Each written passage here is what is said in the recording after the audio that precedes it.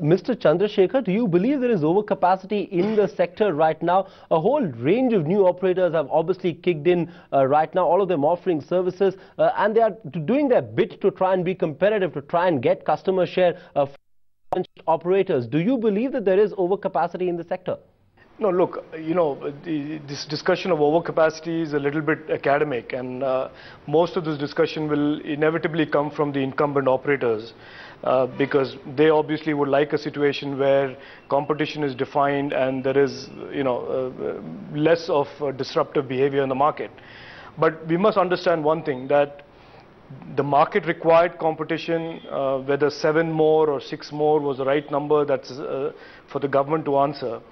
But competition is good for the consumer, and it is what is happening is a restructuring of the market where the center of gravity is moving away from necessarily investors and operators slightly towards the consumer.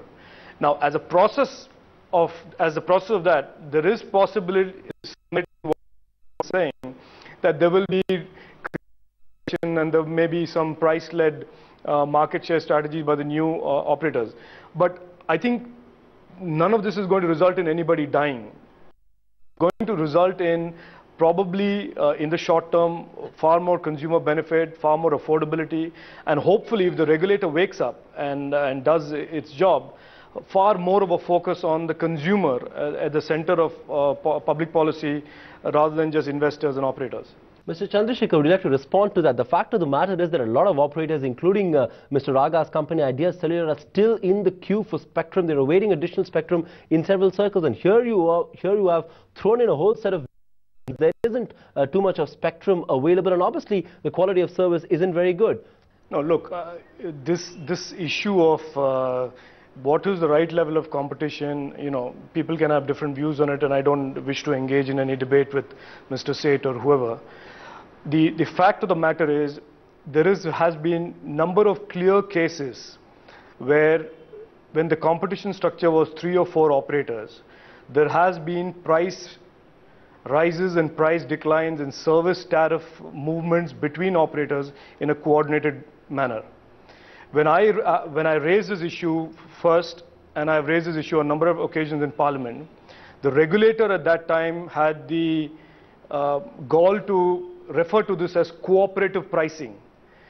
Now, at the end of the day, a consumer is only benefited by competition when it's free and fair competition.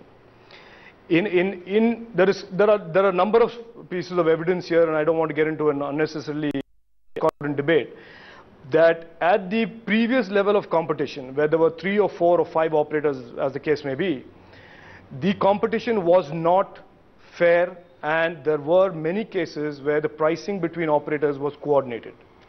Now, either the regulator then steps in and makes sure that the operators don't do this, or you introduce more competition, because at the end of the day, there is one cardinal principle to sustainable consumer benefit, which is competition.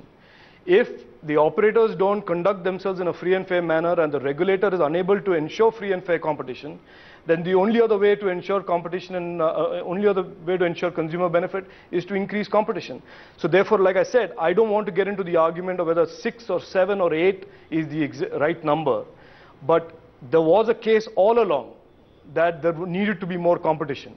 And I don't agree with Mr. DPS Seth's characterization that there was already adequate competition. And that I'm fairly happy to oppose that. Mr. Chandrasekhar, I want to make an interesting point here.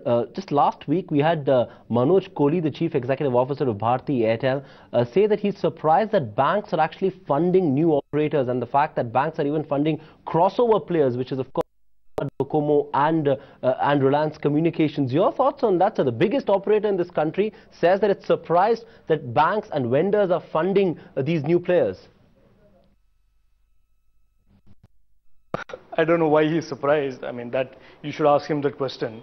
But the fact that many people are putting equity into these businesses, whether that's Telenor or Etisalat or any of these operators, must indicate that there is some amount of confidence in these people to write out these big checks in terms of the telecom story of India and the headroom available for growth.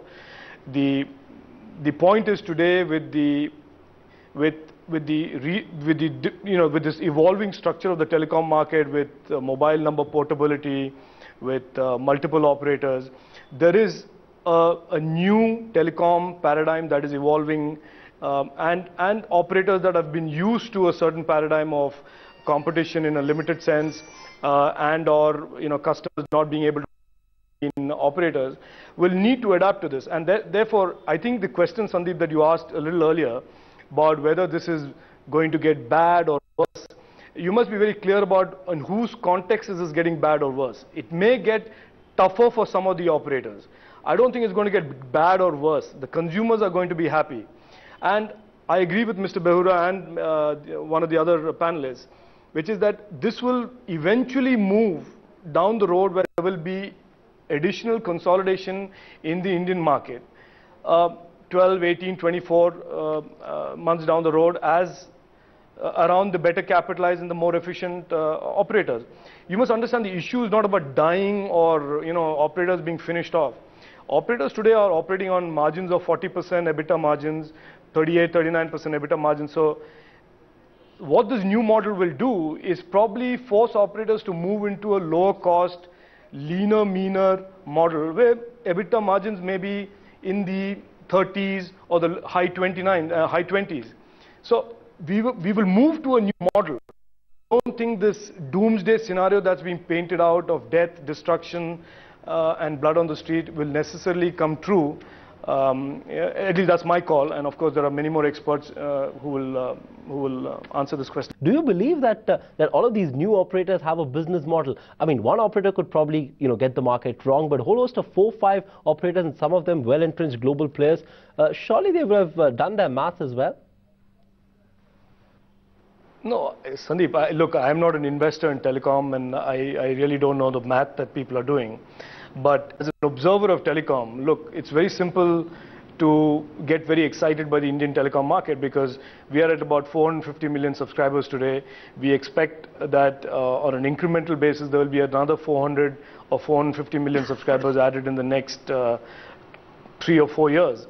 Now, assuming that 450 million subscribers are going to be added in the next 3 or 4 years, and a new operator is positioned to take a piece of that, that is still a very attractive proposition for somebody sitting in Europe or somebody sitting in other markets where there is absolutely no headroom for growth. So the Indian market is exciting for the incumbent operators, and it is exciting for new investors looking at it from the outside. And I don't blame Telenor or any of the other operators for being excited about the Indian telecom market. There is still considerable headroom for growth. And the point that Mr. Behura made about the high-value customers all going and the low-value remaining, that's a bit of a figment of imagination, because with mobile number portability and all of those tools, you will have the ability, even if you're a new operator or an existing operator, to attract customers that are high-valuing from other operators. All right. So, to take what Mr. Seth said, customer service will have now a premium because the high-value customers that are currently hanging on to an operator will have the ability to move to another operator without losing his number to get better service.